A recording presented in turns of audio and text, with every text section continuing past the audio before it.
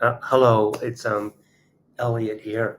I'm the outsider influencer, and I just thought I would touch base using this live service just once to see how it goes.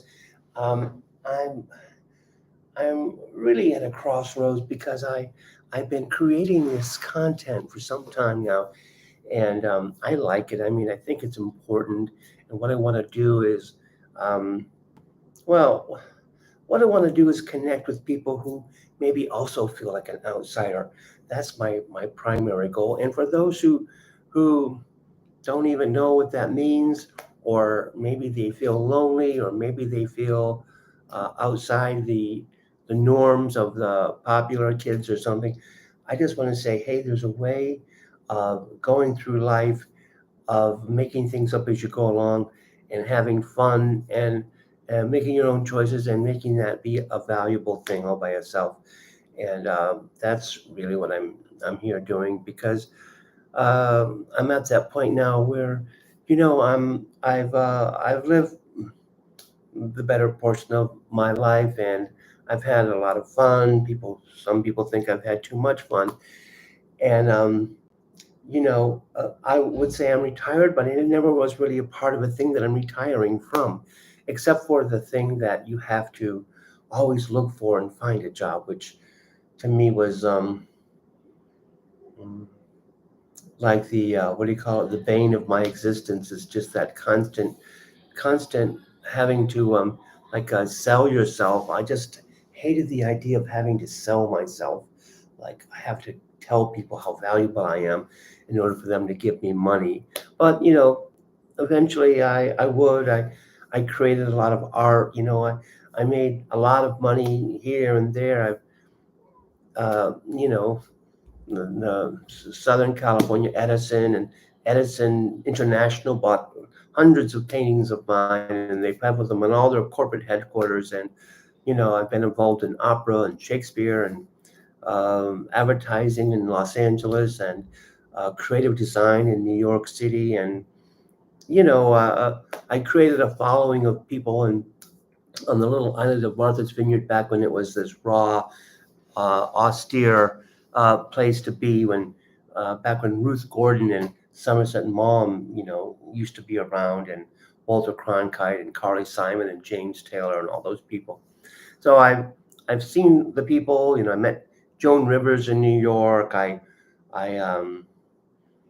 went to her Christmas party. I met just you know just I bummed around. I bopped around. I tried to avoid taking any kind of a fast food job at a corporate setting. I never liked getting those jobs because I never liked having those jobs, and because I never liked having those jobs, I never thought I would last long.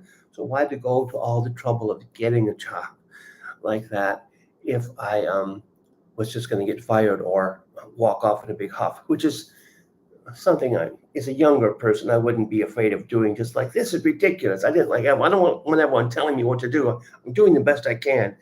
Maybe it was the ADD in me that made me kind of want to like just follow my own path.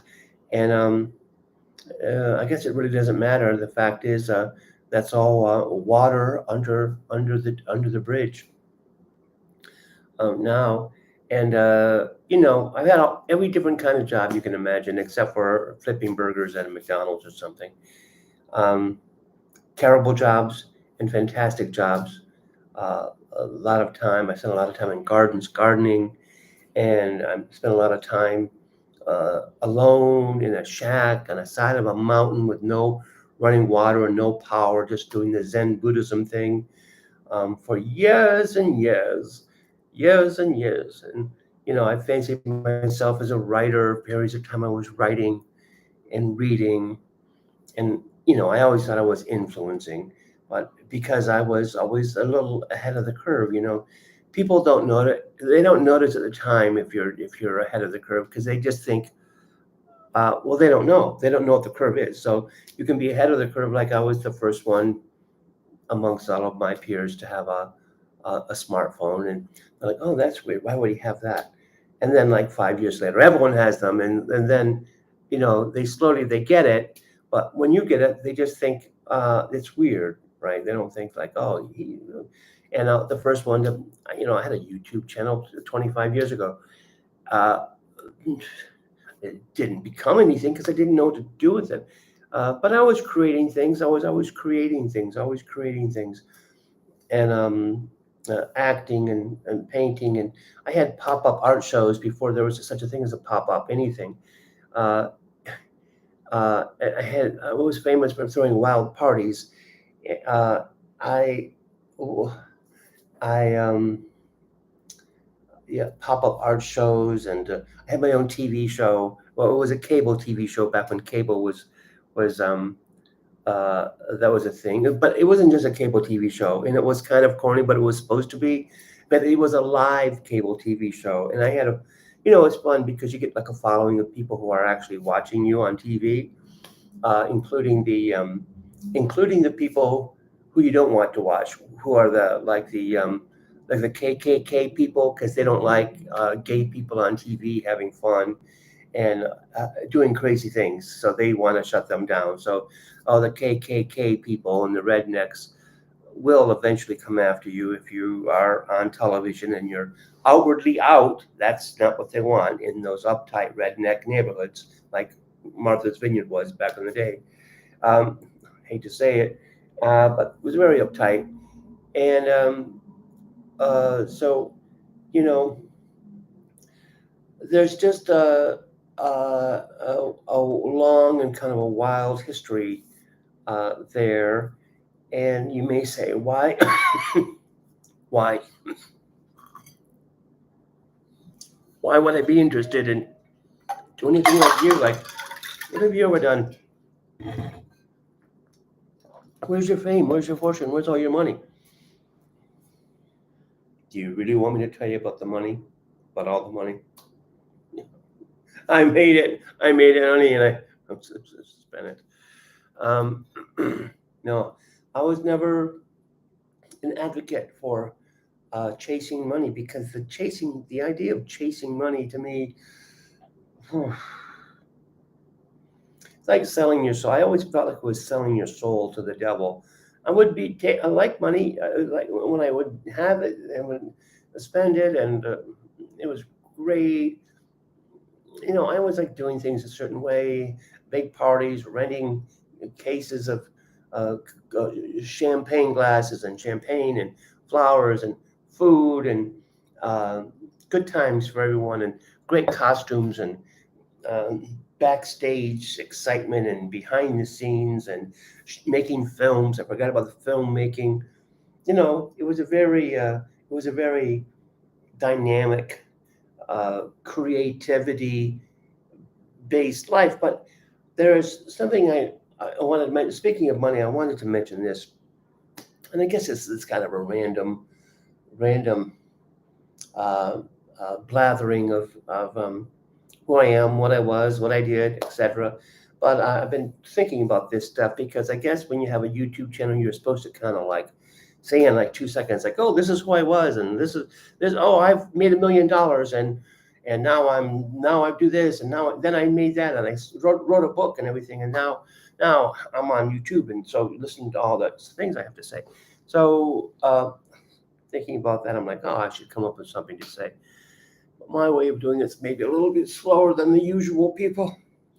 So uh, the thing is that as a young person, and I was young and having fun, but I went to school for art. I never was a big fan of the school or art school and design stuff, but I learned a lot of stuff and then I used it uh, over the years. But the thing is no one explains to you up front. They won't tell you when you're in high school or college that I don't even know why they even have art schools or art departments, really, because it's like a trick. Like you go and then you learn these things, and then who actually? As soon as I got out of a college, that's kind of like when the gallery system kind of was shutting down. In the old days, the gallery system, you would go, you would get a gallery, you would be in a gallery. They would take you, they'd take your artwork, they would work with you, they would frame your work, They would put it on their walls. They would have a party. They would send out the invitation. They would do the postage. They would have all of their people come and buy your art. Then they would take 30%. And then as soon as I graduated, kind of like from the college, in the mid '80s, that whole thing. Oh, no, no, no! Now it's 50%. We split it 50%. You pay for the framing. You pay for the glass. You pay for the invitations. Uh, we'll have one night and we'll take your work down and put some of it on the wall over there. So all that stuff was just kind of a joke, and it didn't really matter because right around then, the only way you could make money as an artist really is if you were a Koons or a Warhol or there's like 1% of the art world was making money. So 99% of people who went to school and they're artists, and some are good and some are bad. There's a whole range. But even of the range of the 99% of people who were actively, seriously pursuing a career in art, it was a joke because you can't really make a living doing that unless you're doing really like painting pictures of bunnies, and then you're going to frame it in a little cheap frame, and then you're going to sell it on a sidewalk sale for $5 or something to little girls who are going to a Christmas prayer circle or something. So the idea of actually being an artist, like a creative artist, making new things and getting discovered, it was kind of a joke, which I didn't figure out for about 40 years. So it took me about 40 years to realize, oh, I get it. I'm not going to make any money doing this. I'm not going to get famous. No one's going to discover me. There's nothing to discover. And being original, no. Forget about that. It's not about that, but something else. About commerce. So I never got hip to that scene really. So if you ask about the money, I was chasing the wrong racehorse for all those years. But in spite of that, I enjoyed the process. And through the process of being an artist and creating this art, I spent a lot of time looking at art and developing my artist palette, as if you will, or my artist sensitivity to art and what art is about, and going to galleries and spending time in New York and going to museums and understanding the trends and reading articles and watching documentaries about writers and thinkers and influencers before they were called that, and art, people who were creating things for the world to contemplate, and taking all that information in, because that wealth of information, you need it in order to be able to create new stuff. And so still, as you can tell, I haven't really, there might be a way of monetizing that at some point, but it's not about the monetization, because then then here's the other trick. Here's the trick. Then people say, oh, don't make art to sell art. You don't make art to sell art. You make it because you love to make it. Then it will be valuable because you've made it from your heart. Art from the heart. Then that will have value. But if you make it to sell it, it's a lot of mixed messaging. So that's the story of being an artist and the artist trek. It's a complicated and lonely story, really. But the trick is, in the meantime, you're learning, or I should say, I was learning all different kinds of things, and also trying to keep my living expenses low, and the amount of time that I spent at some kind of a dumb job minimal, so that I would have time to create, and not just create, but to travel and to immerse myself in the different cultures of the world, and have time to do nothing, actually, to have time to sit on the hilltop in a little rustic cabin with no running water, no electricity, just a little gas fire stove and overlooking great vistas and looking at nature and watching the snowflakes as they fall or watching the rain as it blew horizontally across or watching a deer come and go in the fog. This is what it was like. So I guess this is my first video. I don't know if it stays up. I didn't notice any people coming in. Um, well, we're coming up in 60 minutes. I hope that's long enough. But if you watch this later on, please do a like or do a comment or something. Be kind. It's only my first one. Maybe I'll do some more at a certain point. Maybe I'll have a different hat on, some glasses. I wasn't really prepared for this, I have to say. But I'm glad that if you're watching it, thank you for watching it. And please like and subscribe. I don't know what to say anymore. We've got to try new things. We've got to bring this world together. All right. Talk to you all later. Bye.